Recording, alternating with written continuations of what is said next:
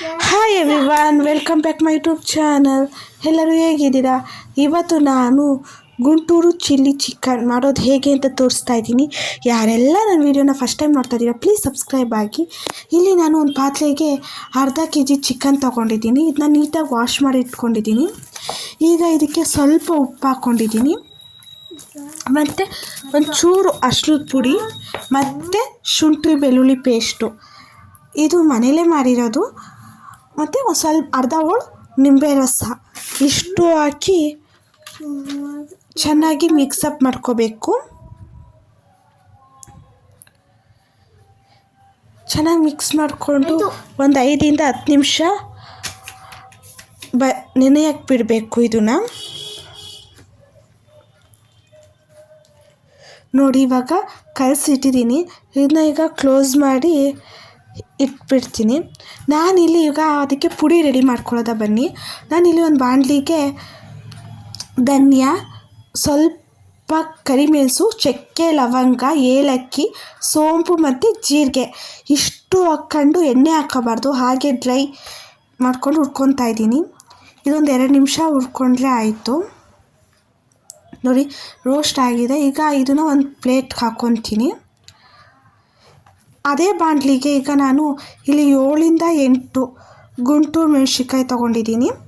ಅದೂ ಅಷ್ಟೇ ಒಂದು 2-3 ನಿಮಿಷ ಚೆಂದ ಫ್ರೈ ಮಾಡ್ಕೊತೀನಿ.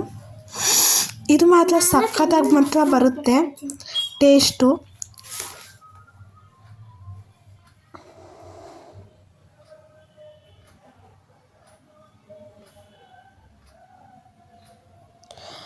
ಈಗ ಹುರ್ಕೊಂಡಾಗಿದೆ. ಈಗ ಅದೇ ಪ್ಲೇಟ್ಗೆ ಹಾಕ್ಕೊತೀನಿ. ಇದು 2 ಚೆಂದ ಆರಾದಮೇಲೆ ಮಿಕ್ಸಿ ಜಾರ್ಗೆ ಹಾಕಿ ರುಬ್ಕೊಂಡು ಪುಡಿ ಮಾಡಿಕೊಂಡ್ರೆ ಆಯಿತು.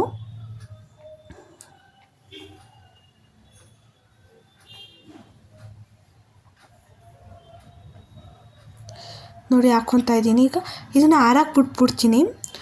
ಸ್ವಲ್ಪ ಆರಾದಮೇಲೆ ಮಿಕ್ಸಿ ಜಾರ್ಗೆ ಹಾಕ್ಕೊತೀನಿ. ಇವಾಗ ಹಾರಿದೆ, ಮಿಕ್ಸಿ ಜಾರ್ಗೆ ಹಾಕ್ಕೊತೀನಿ.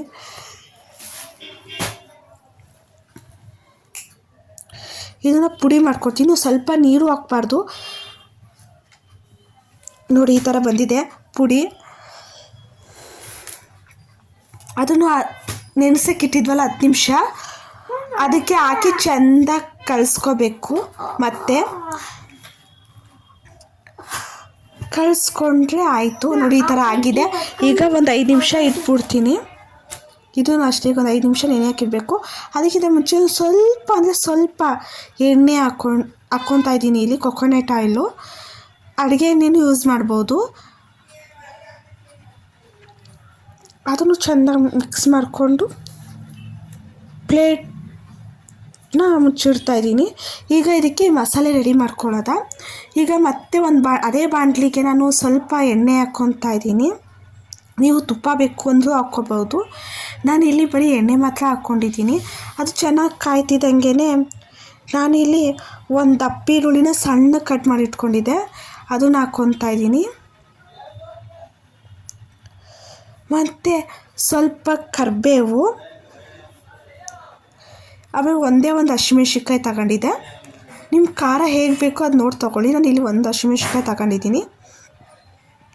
ಈಗ ಅದನ್ನು ಚೆಂದ ಫ್ರೈ ಮಾಡಬೇಕು ಎಣ್ಣೆಯಲ್ಲಿ. ಹಸಿ ಸ್ಮೆಲ್ ಹೋಗೋ ತನಕ ಚೆಂದ ಫ್ರೈ ಮಾಡಿದ್ರೆ ಆಯಿತು. ಈಗ ಇದಕ್ಕೆ ಸ್ವಲ್ಪ ಉಪ್ಪು ಹಾಕ್ತಾಯಿದ್ದೀನಿ ಅಷ್ಟೇ. ಅಲ್ಲಿ ನಾವು ಚಿಕನ್ಗೂ ಹಾಕ್ಕೊಂಡಿದ್ವಿ ಅಲ್ವಾ. ಈಗ ಈರುಳ್ಳಿಗೆ ಸ್ವಲ್ಪ ಮಸಾಲೆಗಾಗಲಿ ಅಂತ ಹಾಕ್ಕೊಂಡಿದ್ದೀನಿ. ಈಗ ಇದಾಗಿದೆ. ಈಗ ನಾವು ಬೆಳ್ಳುಳ್ಳಿನ ಕುಟ್ಟಿಟ್ಕೊಂಡಿದ್ದೆ 1-2, ಅದು ಹಾಕ್ಕೊತಾ ಇದ್ದೀನಿ. ಅದನ್ನು ಹಾಕ್ಕೊಂಡು ಚೆಂದ ಫ್ರೈ ಮಾಡ್ಕೊತಾ ಇದ್ದೀನಿ. ಈಗ ಇದಕ್ಕೆ ನಾನು ಆವಾಗಲೇ ಕಲಸಿ ಇಟ್ಕೊಂಡಿದ್ನಲ್ಲ ಚಿಕನ್ನು, ಅದು ಹಾಕ್ಕೊಂಡು ಫುಲ್ಲು ಮಸಾಲೆ ಜೊತೆಗೆ ಇದು ಮಾಡಬೇಕು. ನೋಡಿ, ಈ ಥರ ಮಾಡಿದ್ರೆ ಆಯಿತು. ಮೇಲೆ ಕೆಳಗಡೆ ಮಾಡಿದ್ರೆ ಗೊಜ್ಜೆಲ್ಲ ಹಿಡ್ಕೊಳ್ಳುತ್ತೆ. ಅದಕ್ಕೆ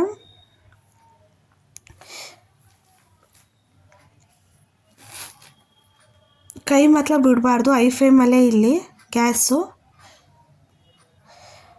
ಒಂದು 5-10 ನಿಮಿಷ ನೀವು ಕೈ ಬಿಡದೆ ಈ ಥರ ತಿರುಗಿಸ್ತಾನೆ ಇರಬೇಕು.